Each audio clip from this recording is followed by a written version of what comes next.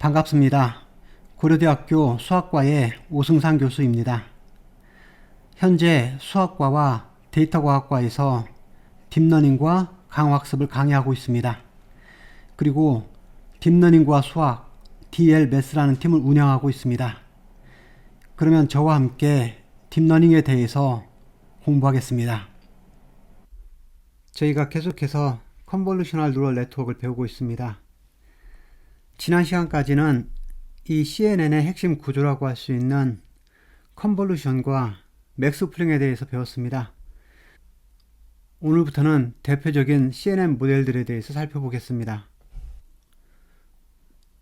먼저 이미지넷 프로젝트에서 진행하는 여기 있는 이미지넷 Large Scale Visual Recognition Challenge라는 시합에 대해서 잠깐 소개해 보겠습니다.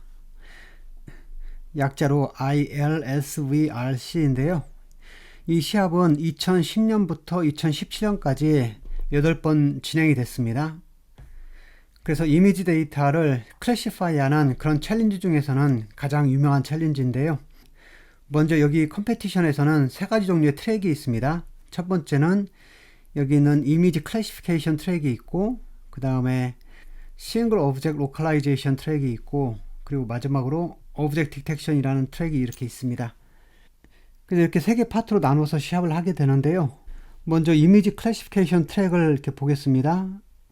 여기에서는 사용되는 데이터셋이 places2라는 데이터고, 여기는 약 10메가, 즉 1000만 장의 사진이 있고, 그것들은 전부 400개 종류의 카테고리로 분류가 되어 있습니다.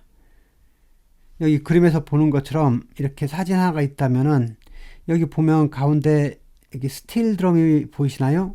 그래서 여기 사진의 핵심은 스틸 드럼이라고 이렇게 카테고리가 정해져 있습니다. 이런 방식으로 여기 1000만 장의 이미지에 대해서 각각 400개 종류의 카테고리가 정해져 있는데, 이것들은 사람들이 직접 다 라벨을 붙였습니다. 그러니까 여기 있는 데이터셋은 정말 많은 사람들이 오랫동안 작업을 해서 얻은 스케일이 큰 데이터셋들이죠. 이거에 대해서 여기 이미지 클래시피케이션 트랙에서는 어떤 식으로 시합을 하게 되냐면은, 여기 2가지 종류가 있습니다. 하나는 탑5가 있고 또 하나는 탑1이 있는데, 말 그대로 여기 각각 이미지마다 여기 라벨이 붙어 있죠. 카테고리가 적혀져 있는데, 이 카테고리를 저희가 바로 맞추기가 쉽지가 않기 때문에, 지금 이 그림에서만 보더라도 이게 스틸 드럼이라고 하지만 여기에 사람도 있고 그리고 의자도 있고 여러 가지 환경도 있잖아요. 그러니까 이걸 보고 바로 스틸 드럼이라고 말하는 것은 실제로 쉬운 일은 아닙니다. 그래서 여기 탑5 트랙 같은 경우는 이 이미지를 보고 가능한 5가지를 예측을 하는 겁니다. 여기 있는 것처럼 스케일, 티셔츠, 스틸 드럼, 드럼 스틱, 머드 터틀, 이런 5개를 예측을 한 다음에 그 중에 실제 저희가 바라는 정답 스틸 드럼이 만약에 있으면은 그 경우는 애큐러시가 1이 되는 거고, 정답을 맞췄기 때문이죠. 근데 오른쪽처럼 여기에는 지금 스틸 드럼이 나와 있지 않죠. 5개 중에 하나도 나와 있지 않기 때문에 이런 경우에는 애큐러시를 0으로 틀린 것으로 판단합니다. 이런 식으로 이 이미지를 보고 가능한 5가지를 탑5를 선택한 다음에 그 중에 정답이 있으면은 맞는 거고 없으면 틀리는 것이 되는 거잖아요. 이런 방식을 탑5라고 하고, 그리고 여기 탑1 같은 경우는 이제는 5개 아니라 하나만 말해서 그 하나가 정답하고 맞을 때만 정답으로 인정하는 거기 때문에 이 탑1은 훨씬 더 어려운 문제가 됩니다. 그런데 이 챌린지에서는 가장 중요한 것이 이 트랙입니다. 탑5 트랙인데요. 그래서 여기 챌린지에 참여한 여러 가지 알고리즘들이 있을 텐데, 그 알고리즘들이 이 탑5에서 누가 제일 에러가 적게 나왔는지 이것으로 보통은 평가를 하게 됩니다. 또 다른 트랙으로는 여기 싱글 오브젝트 로컬라이제이션이 있습니다. 저번에 설명드린 것처럼 클래시피케이션보다 훨씬 더 어려운 문제가 로컬라이제이션이라고 했었죠. 왜 그러냐면 이 로컬라이제이션은 2가지를 다 해야 됩니다. 여기 있는 것처럼 이미지 클래시피케이션도 해야 되고, 그리고 그 이미지 클래시피케이션에서 제가 클래시파이 했던 그 오브젝트가 있잖아요. 그 오브젝트의 위치까지 박스로 표시를 해야 됩니다. 그래서 여기 같은 그림에서 보면은 이것은 라벨이 저희가 스틸 드럼이라고 했잖아요. 그런데 이 싱글 오브젝트 로컬라이제이션에서는 여기에 그 스틸 드럼이 있는 부분까지 저희가 이렇게 박싱을 해줘야 됩니다. 지금 그림에서 보면은 스틸 드럼이 두 개가 있습니다. 그래서 이 두 개 중에 하나라도 박싱을 해주게 되면 되는 거죠. 그래서 이 오른쪽 그림을 보면은 여기서도 5개를 저희가 클래시피케이션을 하고 그 각각의 오브젝트에 대해서 박싱을 했는데, 여기 페르시안 캣이라는 것이 있고, 여기 폴딩 체어, 그리고 라우드 스피커, 그리고 스틸 드럼. 근데 이 5개 중에서 지금 정답인 스틸 드럼이 여기 표시가 잘 되어 있고, 또 여기 그림에서 있는 이 위치처럼 정확히 박싱도 했죠. 그러니까 이것은 정답을 맞춘 것이 되니까 애큐러시가 1로 되는 거네요.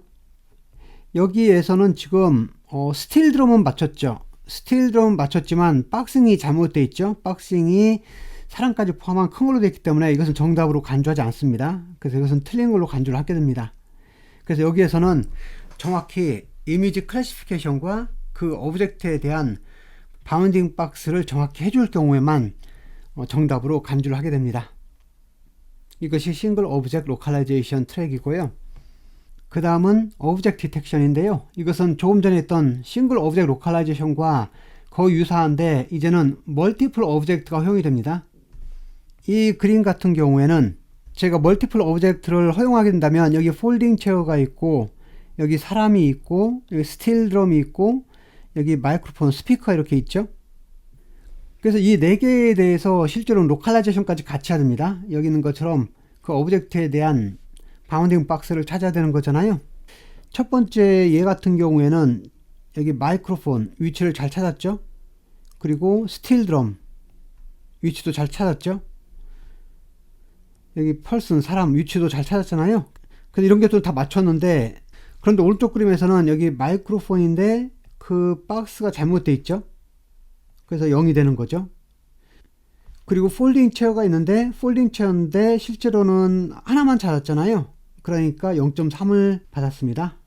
그래서 이런 방식으로 오브젝트 디텍션은 이 멀티플 오브젝트에 대해서 그것의 위치를 말할 수 있는 그 바운딩 박스를 잘 찾아주는 문제가 됩니다.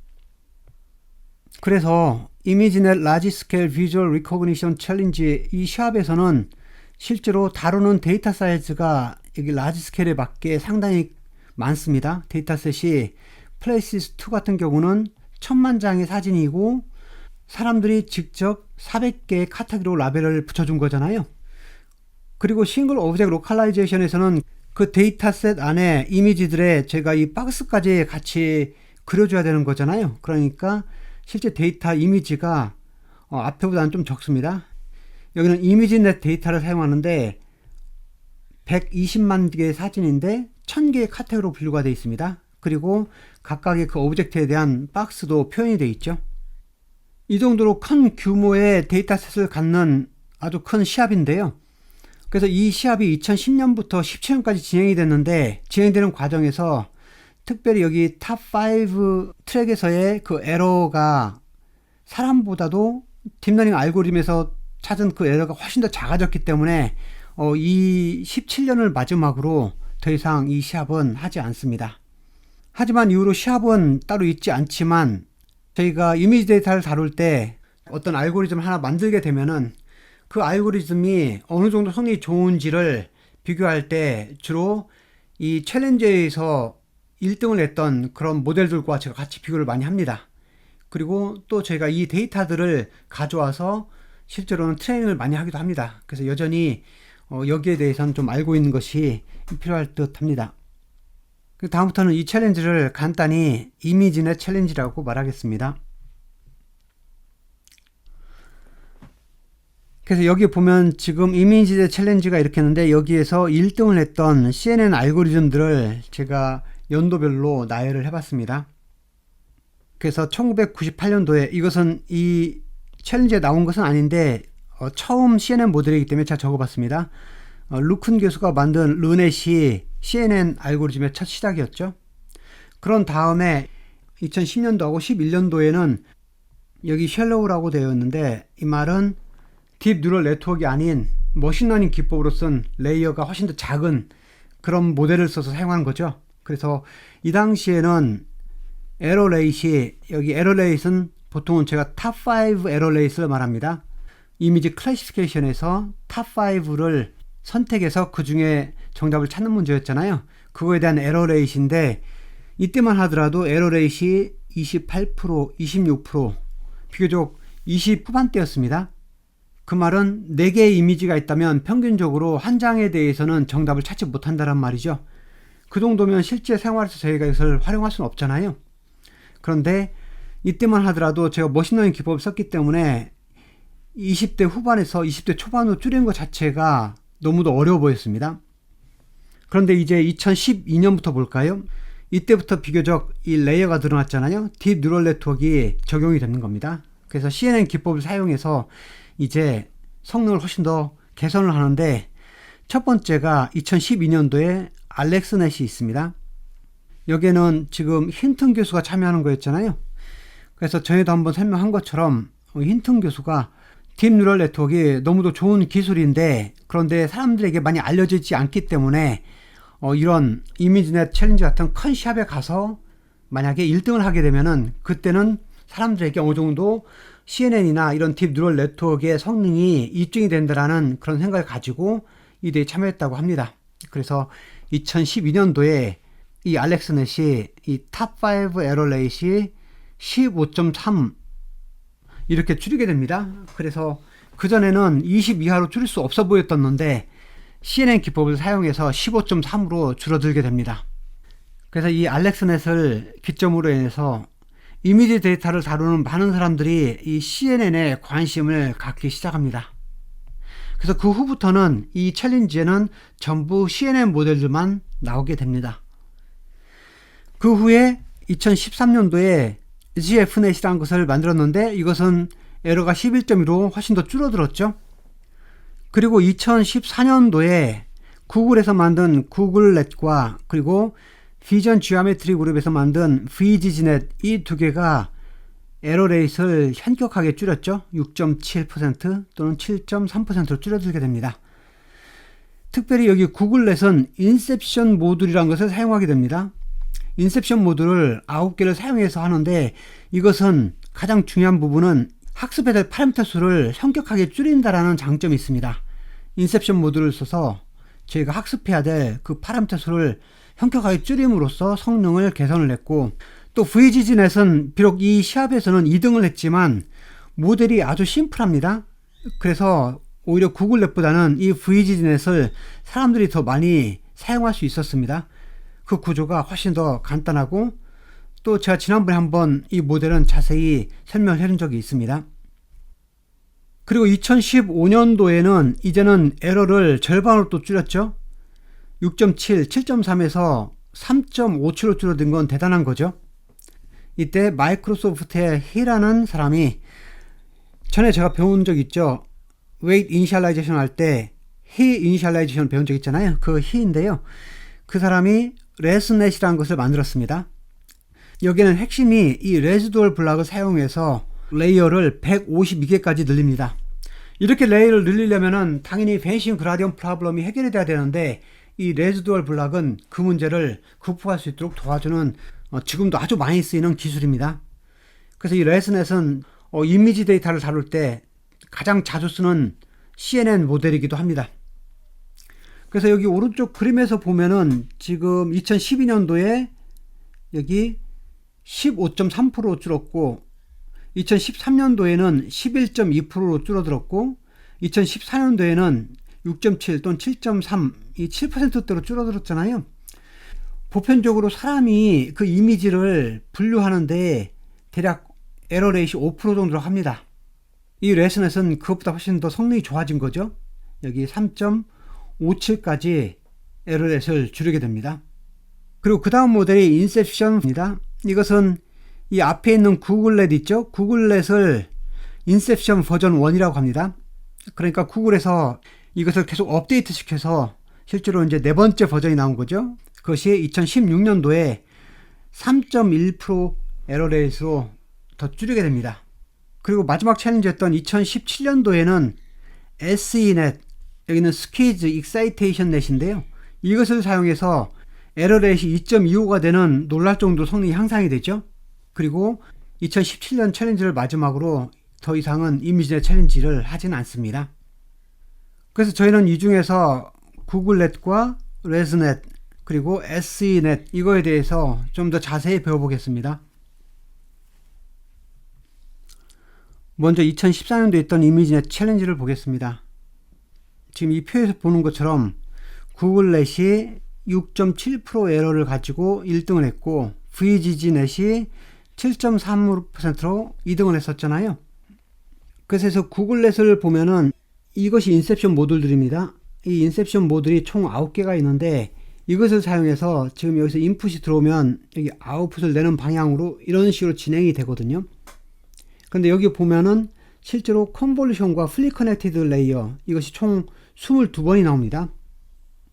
그리고 오른쪽에 VGG넷을 보면은 여기에는 훨씬 더 모델이 단순해 보이죠. 지금 여기가 인풋이고 여기가 아웃풋인데요. 그래서 이런 방향으로 진행이 되는데 이것은 19개 레이어로 되어 있습니다. 그래서 여기 커머셜 레이어가 2개가 있고 여기도 2개가 있고 여기 그림엔 2개로 되어 있지만 실제는 4개가 되어 있습니다. 여기도 실제로는 커머셜 레이어가 4개가 나오고 여기도 4개가 나오고 그리고 마지막에 플리 커넥티드 레이어가 3개가 이렇게 있죠. 그래서 총 19개 레이어로 되어 있습니다. 그래서 제가 이번 챌린지에서 중요하게 봐야 될 부분이 있는데요. 그것은 이 이전에는 이 시합에 나왔던 모델들이 레이어 숫자가 10이 넘지 않았습니다. 왜냐하면 레이어가 많을수록 베니싱 그라디언 프로블럼이 있기 때문에 그리고 학습해야 될 파라미터 숫자가 너무 많아지기 때문에 좋은 결과가 나오지 않았는데 이때서야 비로소 레이어가 거의 20개에 가까운 그런 모델들이 나오기 시작했고 그리고 에러 레이트도 10% 이내로 줄어들게 되었죠. 성능이 훨씬 더 향상이 된 겁니다. 이것으로 인해서 본격적으로 CNN이 얼마나 성능이 좋은지 사람들에게 인식이 됐습니다. 여기 한 가지 더 주목할 것은 여기 상위권에는 아니지만 여기 카이스트 팀도 이름을 2개나 올렸네요. 이것은 상당히 축하할 일이라 생각이 듭니다. 그래서 나머지 시간에는 구글넷에 대해서 좀 더 자세히 살펴보겠습니다.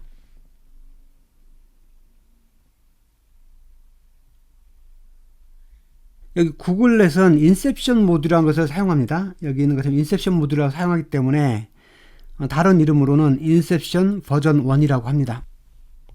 그래서 전체 구조는 이렇게 생겼고 여기가 인풋이고 여기가 아웃풋입니다. 그래서 이 방향으로 진행이 되는데 특이한 것은 이것은 아웃풋이 이렇게 3가지가 나옵니다. 그래서 이것을 합쳐서 실제로는 클래시피케이션을 하는 그런 알고리즘인데요.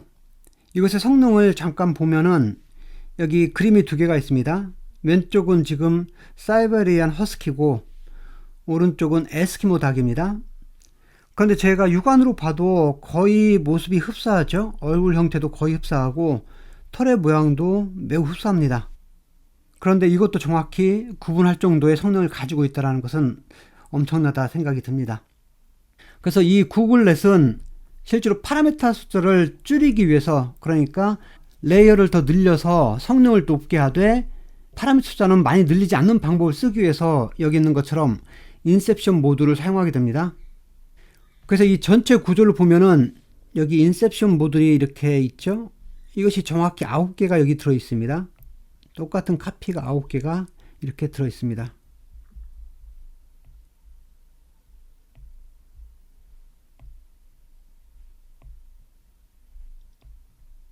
그래서 구조가 많이 복잡해 보이지만 실제로는 제가 이 인셉션 모듈만 잘 알고 있으면 이것을 일렬로 9개 나열한 거잖아요. 그렇게 생각하면 또 그렇게 복잡하지 않다라는 생각도 듭니다.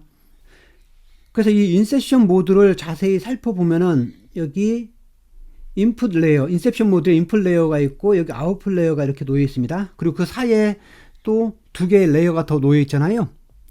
그런데 여기서 보면은 이 인풋에서 아웃풋 가는 그 방법이 4가지 방법이 이렇게 있네요. 이렇게 4가지 방법으로 진행이 됩니다. 그래서 첫 번째 방법에서는 여기 원원 컨볼루션을 한 번만 사용했습니다. 두 번째 방법에서는 원원 컨볼루션을 사용한 다음에 3x3 컨볼루션을 사용했죠. 그리고 그 다음에서는 원원 컨볼루션과 5x5 컨볼루션을 사용했고 마지막에는 특이하게 3x3 맥스 플링을 사용한 다음에 원원 컨볼루션을 사용을 했습니다.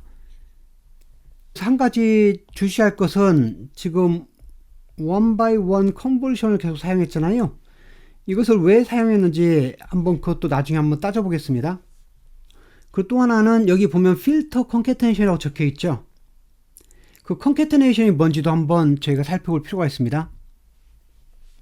먼저 여기 첫 번째 방법에서 제가 원원 컨버전을 할 때 여기 아웃풋으로 나오는 피처맵의 개수를 5개라고 가정을 해보겠습니다. 피처맵의 개수가 5개입니다. 그 두 번째 라인에서도 피처맵의 개수를 제가 5개를 만들었다고 하겠습니다.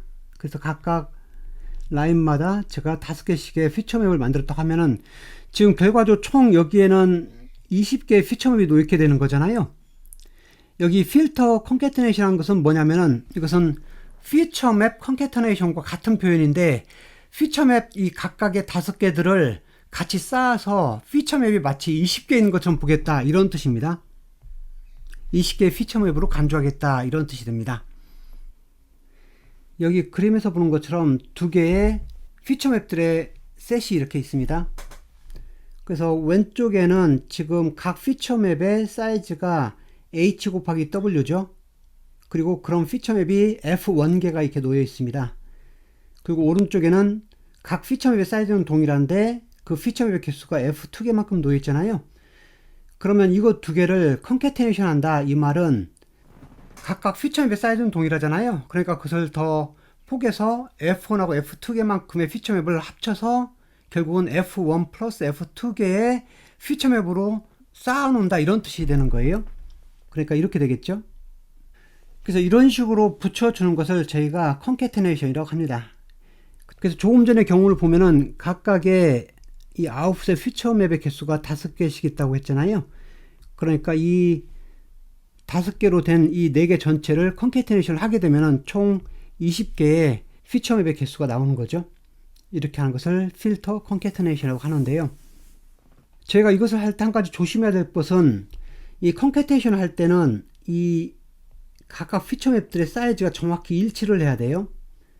그렇지 않으면 이것이 텐서로서의 모양을 갖출 수가 없기 때문에 사이즈가 정확히 일치해야 된다는 것은 항상 기억해야 됩니다.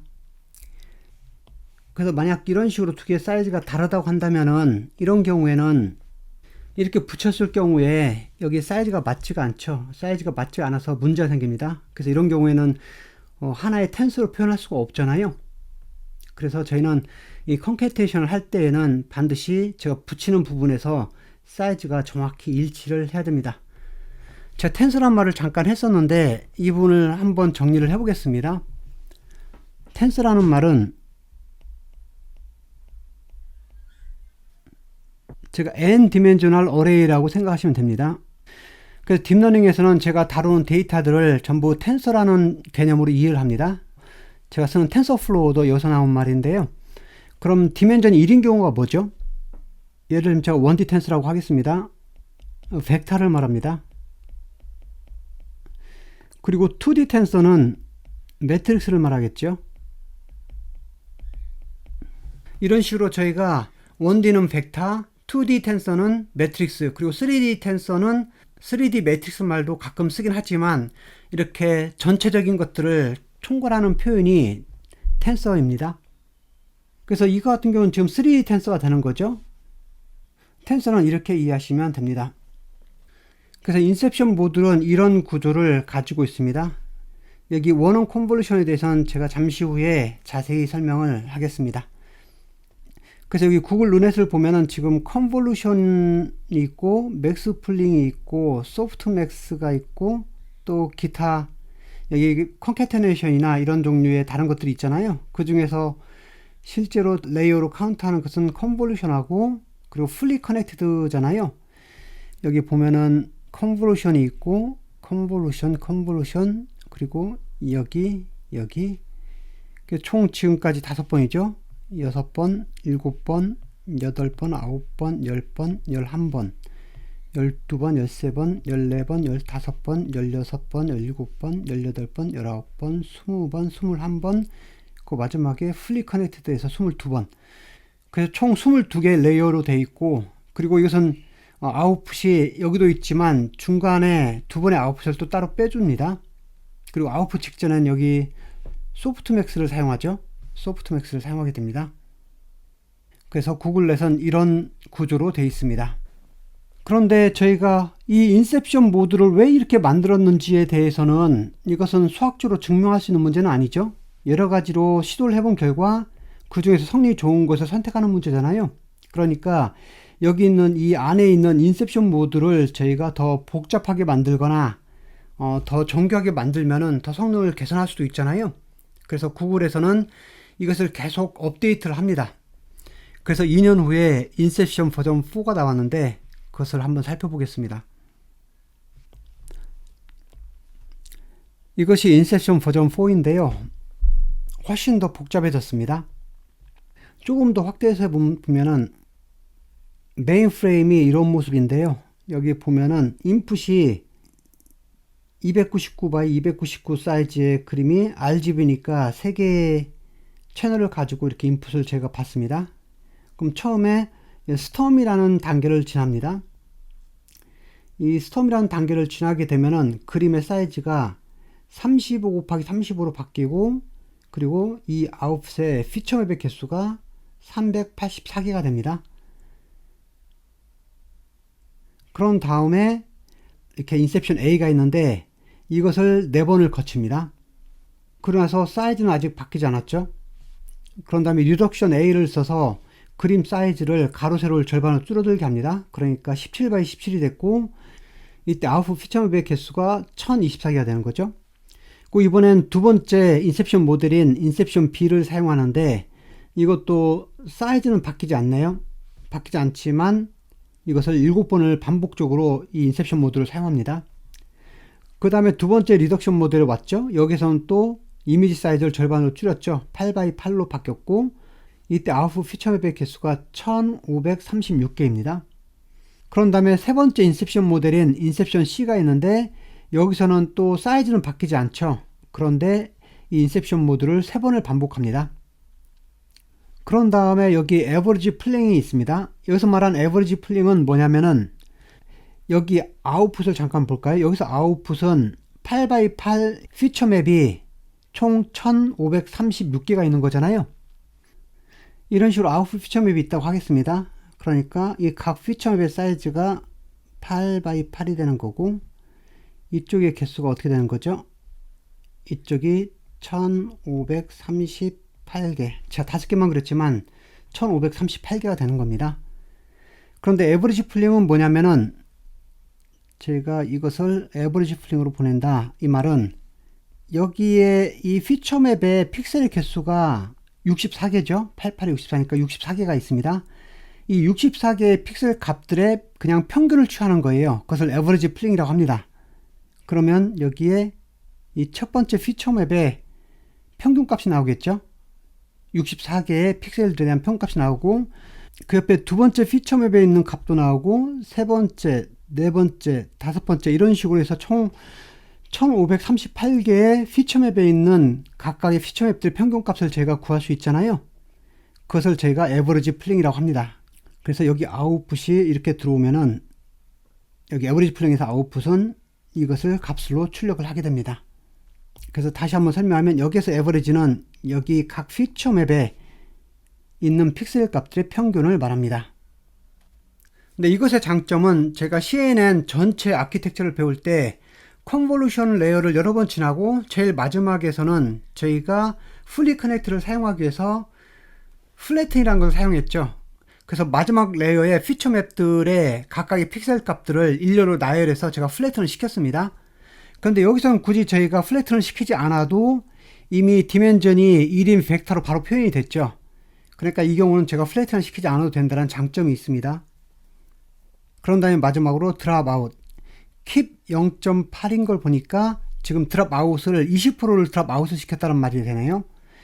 드랍 아웃을 한 다음에 결국은 어떻게 되는 거죠? 여기 1536개 나드를 갖는 값에서 여기 마지막 1000개, 그래서 제가 1000개의 캐테고리로 분류하는 문제였잖아요. 그러니까 아웃풋을 1000개로 하는데 마지막에는 소프트맥스를 사용해서 이 1000개 캐테고리에 어느 쪽에 답이 가까운지 이것을 어느 정도 확률과 비슷한 모형으로 소프트맥스를 표현해서 사용하는 거잖아요. 그래서 전체적으로는 이런 구조를 가지고 있고, 단계적으로 보면은 인풋이 들어왔을 때 처음에 스톰이라는 단계를 지난다고 했죠. 그리고 나서 첫 번째 인셉션 모드를 저희가 4번을 사용하게 되고, 그리고 피처맵의 사이즈를 줄여주는 리덕션 모듈이 있었고, 여기 두 번째 인셉션 모드를 저희가 7번 사용하죠. 여기 각각 인셉션 모듈에 대해서는 저희가 사이즈를 바꾸지 않습니다. 그리고 두 번째 리덕션 모듈에서는 피처맵의 사이즈를 절반씩 줄였죠.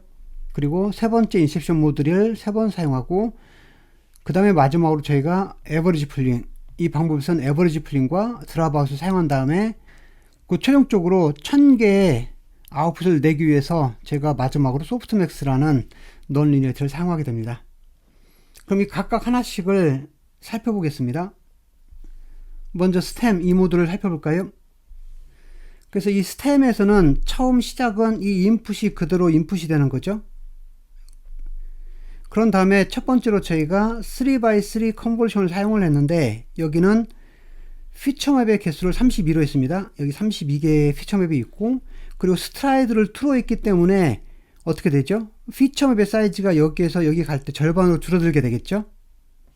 그 다음엔 다시 또 3x3 컨버전을 했는데, 이번에도 마찬가지로 피처맵의 개수를 32개로 했습니다. 이때는 제로 패딩을 하지 않았기 때문에 지금 149에서 147로 줄어들었네요. 그 다음에 제가 3x3 컨버전을 또 했는데, 이번엔 피처맵 개수가 64개가 되고, 이번엔 제로 패딩을 했기 때문에 이 사이즈가 줄지 않았습니다. 그런 다음에 여기에서 저희가 이제 3x3 맥스 플링을 쓰는 것과 여기 3x3 컨버전을 써서, 여기는 맥스 플링만 사용했기 때문에 어떻게 되나요? 총 64개의 피처맵이 있는 거죠. 그런데 스트라이드를 2로 했기 때문에 어떻게 되죠? 이 피처맵의 사이즈는 절반으로 줄어듭니다. 그리고 오른쪽 컨볼루션도 마찬가지죠. 저희가 스트라이드를 2로 했기 때문에 사이즈가 각 피처맵의 사이즈가 절반 줄어든 건 맞죠? 그런데 여기서는 피처맵 개수를 96개 했잖아요. 그러니까 96개가 있는 거잖아요. 그리고 여기 보면 양쪽 다 피처맵의 사이즈는 동일하죠. 73 곱하기 73입니다. 그러니까 제가 이번엔 컨캐테네이션을 할 수가 있습니다. 그래서 필터 컨캐테네이션을 하게 되면은 64개의 피처맵과 96개 피처맵을 더하면 되는 거죠. 그러니까 총 피처맵의 개수가 160개가 나옵니다. 그 이번에도 마찬가지로 두 개로 나눠서 했네요. 여기는 원원 컨볼루션을 사용했고 3x3 컨버전을 또 사용해서 최종적으로 96개의 피처맵을 얻었고, 이쪽은 원원 컨볼루션 그리고 7-1, 1-7을 두 번으로 나눠서 했네요. 그리고 마지막에 다시 3x3 컨버전을 쓰는데, 여기서 또 96개 피처맵을 가지고 와서 여기서 컨캐테네이션을 했기 때문에 여기는 71x71에 총 192개의 피처맵이 이렇게 있습니다. 그리고 마지막으로 여기 3x3 컨버전과 맥스 플링을 사용하는데, 여기 스트라이드가 2가 돼서 사이즈가 줄었기 때문에 아마도 여기도 스트라이드 2를 했을 거예요. 그렇게 해서 총 35 곱하기 35 곱하기 384라는 사이즈를 갖는 그런 아웃풋 피처맵들을 제가 얻습니다. 이렇게 하면 스템이 끝난 거고요. 이제는 그 다음에 여기 있는 인셉션 A를 적용하는 거죠. 인셉션 A도 버전 1에서 봤던 것과 비슷한 모델이죠. 이런 식을 적용하는데 비교적 간단한 모델입니다. 그 리덕션 A를 볼까요? 여기서는 핵심이 뭐죠? 저희가 피처맵의 사이즈를 가로 세로를 절반씩 줄이는 거잖아요. 그러니까 이거 보니까 스트라이드가 2가 다 하나씩 포함되어 있네요. 이것이 피처맵의 사이즈를 가로 세로를 절반씩 줄이는 작업을 하는 거죠. 이렇게 해서 리덕션 있고, 그 다음에 이제 인셉션 B가 7번을 사용해야 되는데, 이 인셉션 B는 인셉션 A보다는 좀 더 복잡한 구조를 가지고 있습니다. 여기 보면 주목할 것은 저희가 원원 컨버전을 사용하고 1771, 1771을 반복적으로 사용했죠. 그러니까 실제로는 이것은 7x7, 또 이쪽도 7x7을 한 번씩만 써도 되는 건데, 굳이 그것을 1771 두 개로 나눠서 했잖아요. 그렇게 해서 저희가 레이어를 더 늘렸습니다. 왜 이게 필요한지는 조금 후에 다시 한번 살펴보겠습니다. 그리고 리덕션 B를 다시 한번 적용했죠. 여기서도 마찬가지로 여기 스트라이드 2가 그대로 다 적혀 있네요. 그렇게 해서 피처맵의 사이즈를 줄인 다음에 마지막으로 인셉션 C 이걸 사용을 했습니다. 그래서 인셉션 C는 이런 모형을 가지고 있습니다. 그래서 이렇게 여러 종류의 인셉션 모드를 만든 다음에 그것을 반복적으로 나열을 해서 이 전체 인셉션 버전 4 모델이 만들어집니다. 그래서 여러분들은 번거롭더라도 지금 인셉션 버전 4 모델을 디테일한 부분을 한 번씩 꼼꼼히 짚어보시기 바랍니다. 그러면서 왜 이렇게 복잡한 모델들을 굳이 사용할 필요가 있었는지 그에 대한 감을 얻으면 좋겠다 생각이 듭니다. 하나 주목할 것이 지금 원원 컨버션들을 여러 번 사용을 하게 됐는데 왜 원원 컨버션을 사용하는지 좀 더 자세히 배워보겠습니다. 그래서 커널 사이즈가 1x1인 그런 필터들을 사용하는 이유를 한번 볼 텐데요. 크게는 세 가지 이유가 있습니다. 먼저 그림을 하나 보겠습니다. 제가 이렇게 컨버션을 취하기 위한 인풋 레이어하고 아웃풋 레이어가 이렇게 있다고 하겠습니다. 그런데 여기에 저희가 커널이 1x1인 필터를 사용하게 되니까 결국은 지금 앞에 인풋 레이어의 채널이 3개라고 가정하면은 지금 커널 사이즈가 1x1인 것이 3개가 있는 이것이 필터 하나가 되겠죠. 그럼 이 필터를 가지고 저희가 여기 인풋 레이어에다 적용을 시키면 어떻게 되나요? 이런 식으로 각각 채널에 하나씩 적용이 되는 거죠. 그래서 여기다 컨버션을 취하게 되면 이 값들이 전부 같이 곱해져서 여기에 하나의 값이 나오는 거죠. 이 값을 제가 얻게 됩니다. 그럴 때 여기 사용되는 그 값을 보면은 커널 사이즈가 1x1이니까 각 커널에는 저희가 학습해야 될 웨이트가 하나씩 있는 거잖아요. 그래서 채널이 3개니까 총 3개의 웨이트가 있으니까 여기 웨이트를 제가 W1, W2, W3라고 하겠습니다. 그러면은 지금 첫 번째 채널에는 전부 제가 W1을 곱해주는 거고 여기는 W2, 여기는 W3라는 값을 곱해주는 겁니다. 이것이 커널 사이즈가 1인 원원 컨버션을 취했을 때 나타나는 방법입니다. 근데 이것을 잘 보면은 첫 번째 채널은 단순히 W1을 곱해주는 거죠. 그리고 두 번째 채널은 어떻게 나와요? 두 번째 채널은 전체적으로 W2를 곱해주는 거고 세 번째 채널에는 전체적으로 W3를 곱해주는 거잖아요. 그래서 원래 컨볼루션은 어떻게 했나요? 컨볼루션은 제가 리셉티브 필드라는 게 있었죠. 그래서 3x3 컨볼루션이면은 바로 앞 레이어에 3x3 사이즈의 픽셀, 그러니까 9개의 픽셀의 정보를 합쳐서 그것의 스파셜 인포메이션이라고 했죠. 그 공간적인 정보를 가지고 압축해서 새로운 어떤 피처를 찾아내는 거였잖아요. 그런데 이건 그렇게 하지 않고 그냥 앞에 있는 하나의 픽셀만 가지고 했기 때문에 그런 공간적인 정보를 얻지 못합니다. 단순히 앞에 있는 채널에다 저희가 각각 채널마다 적당한 웨이트 값 하나씩을 곱해서 그냥 더해주는 효과밖에 없는 거잖아요. 그래서 이것은 엄밀히 말하면 여기 리셉티브 필드에 대한 효과는 없는 거죠. 왜 그러냐면 픽셀 하나만 적용하는 거기 때문에 따로 리셉티브 필드에 대한 효과는 전혀 없습니다. 그럼에도 불구하고 저희가 이 원원 컨버션을 사용하게 되면 최소한 저희가 여기 마지막에 넌 리니어리티를 취하죠. 렐루라는 넌 리니어리티를 취하게 됩니다. 그러니까 이것은 적어도 저희가 넌 리니어리티를 증가시켜서 이 모델을 조금 더 정교하게 만들 수 있는 장점은 있습니다. 이게 첫 번째 원원 필터의 특징입니다. 그 두 번째 특징은 뭐냐면은 이런 효과가 있습니다. 이 피처맵 하나에는 같은 값 W1을 곱했지만 중요한 건 이 서로 다른 피처맵에는 제가 다른 웨이트 값 W1, W2, W3를 곱했잖아요. 마치 이것이 여기 앞에 레이어에 나드가 3개가 이렇게 있는데 이 나드 3개에다가 저희가 각각의 웨이트들을 곱해서 그래서 첫 번째는 W1, 두 번째는 W2, 세 번째는 W3를 이걸 썸을 해주는 거죠. 그러니까 피처맵 단위로 봤을 때 제가 풀리 커넥티드하고 비슷한 그런 효과를 얻을 수가 있습니다. 그래서 저희가 피처맵 단위로 봤을 때 왜냐면 그 각 피처맵마다 제가 같은 웨이트를 동일하게 모든 픽셀마다 적용한 거잖아요. 그래서 실제로는 이것은 풀리 커넥티드와 같은 효과를 얻습니다. 피처맵 단위별로 하는 풀리 커넥티드다 이렇게 생각하시면 됩니다. 이것이 두 번째 특징이고 또 하나는 저희가 이 원원 필터를 사용하는 좋은 예시가 있습니다. 실제로 원원 필터를 사용하게 되면 리셉티브 필드에 영향을 주지 않잖아요. 그러니까 현재 인풋 레이어에 있는 그 스파셜 인포메이션이 많이 영향을 받지 않고 아웃풋 레이어로 가게 됩니다. 하지만 저희가 이때 피처맵의 개수는 조절할 수가 있죠. 그러니까 생각보다 많은 것들을 제가 바꾸지 않은 상태에서 제가 단순히 피처맵의 숫자만 조절하고 싶을 때는 이 원원 필터가 훨씬 더 좋습니다. 밑에 여기 바틀렛 구조에서 그건 잘 드러나 있는데요. 여기 한번 살펴보겠습니다.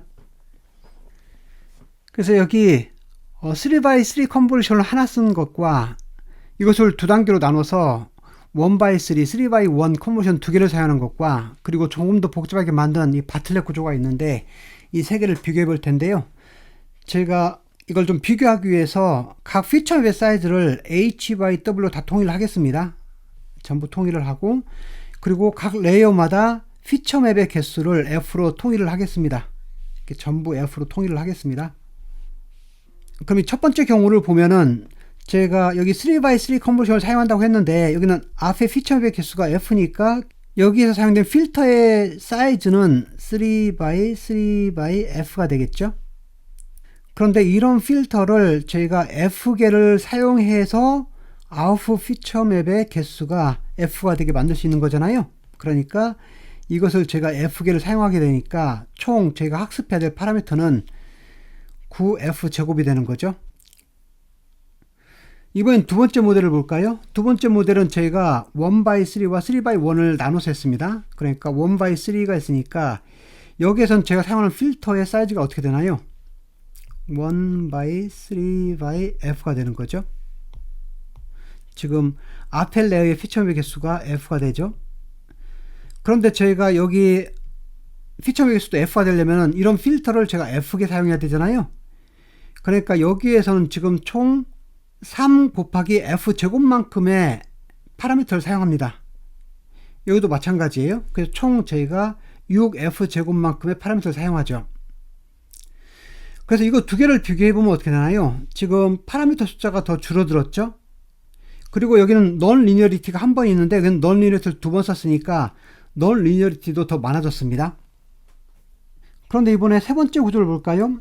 이 세 번째 구조는 인풋하고 아웃풋은 같은 사이즈인데 중간에 피처맵의 개수를 절반으로 줄였네요. 최대한 많은 걸 바꾸지 않은 상태에서 피처맵의 개수만 줄이고 싶을 때에는 원원 필터가 좋다고 했잖아요. 그러니까 원원 컨버전을 사용해서 이번엔 이 필터의 개수를 절반을 사용하게 되면은 아웃풋 피처맵의 개수가 절반이 되는 거죠. 그럼 이때 사용하는 파라미터의 수는 어떻게 되나요? 지금 원원 컨버전을 썼기 때문에 1 by 여기 앞에 피처맵의 개수가 f니까 f가 되는 거죠. 그런데 이런 필터를 제가 2분의 f개만큼 사용했잖아요. 그러니까 총 파라미터의 수는 2분의 1의 f의 제곱이 됩니다. 그런 다음에 이제 본격적으로 우리가 원하는 3x3 컨버전을 사용을 했습니다. 그리고 이번에도 마찬가지로 아웃풋 피처맵의 개수가 2분의 f개로 사용했기 때문에 이때는 이 필터의 사이즈가 어떻게 되는 거죠? 3x3 2분의 f가 되는 거고 이런 필터를 제가 2분의 f개만큼 사용했으니까 총 제가 학습해야 될 파라미터의 수는 4분의 9f 제곱이 되는 거죠. 마지막엔 다시 제가 이 원원 컨볼루션을 사용해서 다시 필터의 개수를 f개로 늘려서 아웃풋 피처맵의 개수가 f가 되게 만들어졌습니다. 그럼 이 경우에도 필터의 사이즈는 1 by 2분의 f인데 이런 필터를 제가 f개를 사용했기 때문에 제가 학습해야 될 파라미터의 수는 2분의 1의 f의 제곱입니다. 그래서 이것을 다 더하게 하면 어떻게 되나요? 총 제가 3.25f 제곱만큼의 파라미터를 학습을 해야 됩니다. 훨씬 더 줄어들었죠. 구조는 더 복잡해 보이지만 제가 학습해야 될 파라미터는 또 절반 가까이 줄어들었습니다. 그리고 이번에는 레이어도 어떻게 되나요? 레이어도 하나, 둘, 셋. 그래서 레이어도 더 늘어났죠. 그러니까 여기 바틀렛 구조는 더 복잡해 보이지만 실제로는 제가 훨씬 더 적은 양의 파라미터를 학습해도 되고 또 넌 리니어리티, 레이어도 훨씬 더 늘어났기 때문에 더 정교한 그런 알고리즘이 되는 거죠. 그래서 이 바틀렛 구조는 여러분들이 잘 이해하시기 바랍니다. 아주 좋게 활용할 수가 있습니다. 그리고 앞에 인셉션 모듈에서도 원음 필터들을 많이 사용했는데 그때는 여기 있는 것처럼 각 퓨처 맵별로 풀리 커넥티드 효과를 누리기 위해서도 반복적으로 사용을 했습니다. 그래서 오늘 배운 것은 이미지 데이터를 다루는 대표적인 챌린지인 이미지넷 챌린지에 대해서 살펴봤고, 역대 이미지넷 챌린지 우승자 중에서 구글에서 개발했던 구글넷과 그것의 확장판인 인셉션 버전 4에 대해서 좀 더 자세히 살펴봤습니다. 다음 시간에는 레스넷과 SE넷에 대해서 더 살펴보겠습니다. 수고하셨습니다.